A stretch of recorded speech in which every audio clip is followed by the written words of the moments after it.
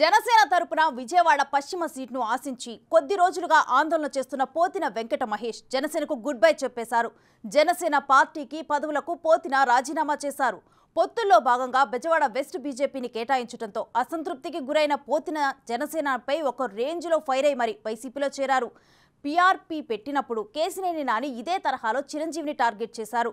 ఇప్పుడు టికెట్ దక్కలేదని పోతిన మహేష్ కూడా same scene repeat చేసి కేసినేని బాట పట్టడం హాట్ టాపిక్గా మారింది.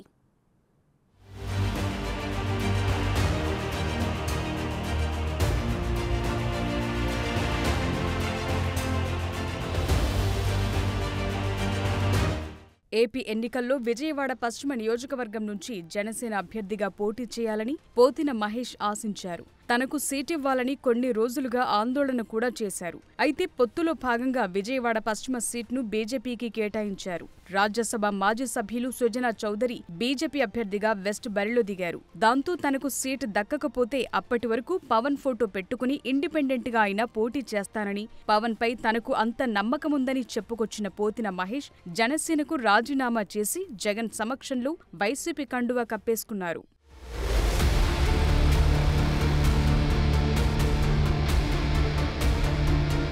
ఇప్పటికే బెజవాడ వెస్ట్ అభ్యర్థిగా వైసీపీ షేక్ ఆఫీస్ని ప్రకటించింది. ఆయన వైసీపీ ఎంపీ అభ్యర్థి కేసినేని నానితో కలిసి నియోజకవర్గంలో ప్రచారం చేసుకుంటున్నారు. టీడీపీ నుంచి వైసీపీలో చేరిన ఎంపీ కేసినేని నాని బెజవాడకు చంద్రబాబు హయాంలో అన్యాయం జరిగిందని, వైసీపీ హయాంలో అభివృద్ధి పరుగులు పెడుతోందని ప్రచారంలో చెప్తూ తనను ఆసిఫ్ని గెలిపించాలని కోరుతున్నారు. ఈ రాష్ట్రానికి ఒక నెగటివ్ బ్రాండింగ్ చేసిన ఎవరంటే అది కేవలం చంద్రబాబు నాయుడు గారే. పేదవాళ్ల కోసం ఇంత చేస్తా అంటే జగన్మోహన్ రెడ్డి గారు దాన్ని నెగటివ్ ప్రోపగండా చేపించి నిధులు అందనీయకుండా రకరకాల కేసులు పెట్టి రకరకాలుగా ఆయన ఇబ్బంది పెట్టినా మరి ఆయన ఎక్కడి నుంచి ఏ రకంగా డబ్బు తీసుకొచ్చి మీ అందరికీ 2,50,000 కోట్లు ఇచ్చాడంటే నిజంగా ఆయన భగవంతుడి కంటే ఎక్కువ నేను భావిస్తున్నా. అమరావతి పూర్తి చేయలేదు, రుణమాఫీ చేయలేదు, డ్వాక్రా రుణాలు మాఫీ చేయలేదు, రైతు రుణాలు మాఫీ చేయలేదు. నువ్వు చెప్పిందంతా బోగస్ కళ్ళ ముందు కనపడుతుంది. విజయవాడను పాతనగరంగా చేశాడు ఆయన. ఇప్పుడు 2 అంబేద్కర్ గారికి గౌరవం ఇచ్చారు. పాయింట్ నెంబర్ 1 ముఖ్యమంత్రి గారు దాన్ని కడతాన్నారు, విగ్రహం కట్టి చూపించారు రాష్ట్ర నడిబొడ్లో, విజయవాడ నడిబొడ్లో. అంటే వైసీపీలో చేరిన పోతినకు టికెట్ దక్కే పరిస్థితి లేదు. మరి తన రాజకీయ భవిష్యత్తును పవన్ కళ్యాణ్ నాశనం చేశారంటున్న ఆయన ఏ లెక్కలతో వైసీపీలో చేరారో కానీ వెళుతూ జనసేనాని ఓ రేంజ్లో టార్గెట్ చేశారు. పవన్ ఫోటో పెట్టుకుని గెలుస్తానని గతంలో చెప్పిన ఆయన ఇప్పుడసలు పవన్ కి వ్యక్తిత్వమే లేదంటున్నారు. స్వార్థ ప్రయోజనాల కోసం పార్టీ పెట్టారని, టీడీపీతో మ్యాచ్ ఫిక్సింగ్ చేసుకున్నారని, ఈ ఎన్నికల తరువాత జనసేన పార్టీనే ఉండదని జోస్యం చెప్తున్నారు. జనసేన పార్టీని విజయవాడ లాంటి రాజధాని ప్రాంతంలో బతికించాం, కానీ మీరు మమ్మల్ని చంపేశారు. జనసేన పార్టీ జెండా ఉనికి లేదు, గాజు గ్లాస్ గుర్తు లేదు. జన సైనికులకి ఆవేదనని పట్టించుకునే నాదుడే లేడు. నేడు తెలుగుదేశం పార్టీకి 144 స్థానాలతో పాటు జనసేన పార్టీలో ఉండేటువంటి 10 స్థానాలు అంటే 154 స్థానాలు మీరే పడేశారా? లేకపోతే తెలుగుదేశం పార్టీయే మనకి ఒక కుక్క బిస్కెట్ లాగా 10 స్థానాలు పడేసిందా? దానికోసం మీరేమన్నా బిస్కెట్లు తీసుకున్నారా? ఏం బిస్కెట్లు తీసుకున్నారో కూడా సమాధానం చెప్పాలి. అసలు భారతీయ జనతా పార్టీ సీట్లు అడిగింది తెలుగుదేశం పార్టీని కదా, సీట్లు సర్దుబాటు చేయాల్సింది తెలుగుదేశం పార్టీ కదా. మరి జనసేన పార్టీ ఎందుకు త్యాగం చేయాలి? దేనికి త్యాగం చేయాలి? ఆ అవసరం ఏమొచ్చింది? సమాధానం చెప్పండి.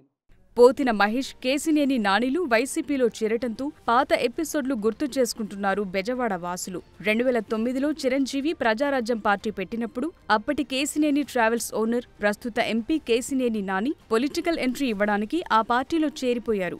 విజయవాడ ఎంపీ సీట్ను ఆశించి పీఆర్పీ కండువ కప్పుకున్నారు. అయితే ఆయనకు సీట్ దక్కలేదు. దాంతో కేసినేని నాని మీడియా ముందుకొచ్చి ఒక రేంజ్లో బరస్ట్ అయ్యారు.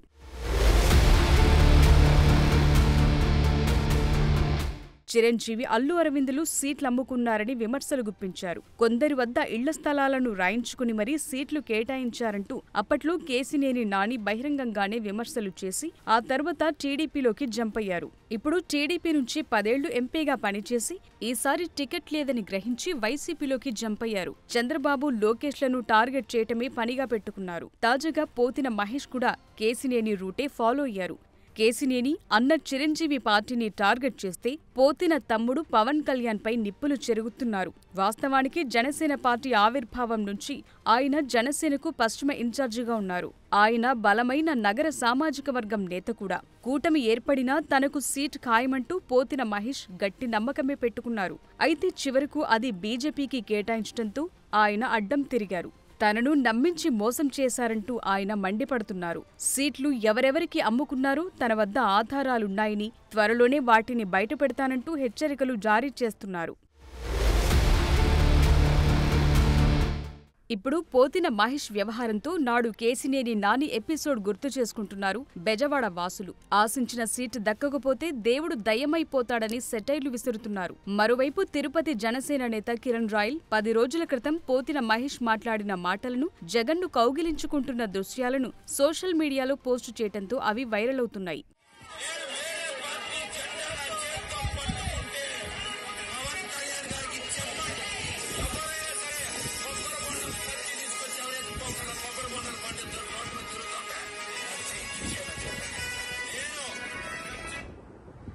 ఇప్పుడు చెప్పన్నా, ఏ చెయ్యి నరుక్కుంటావు?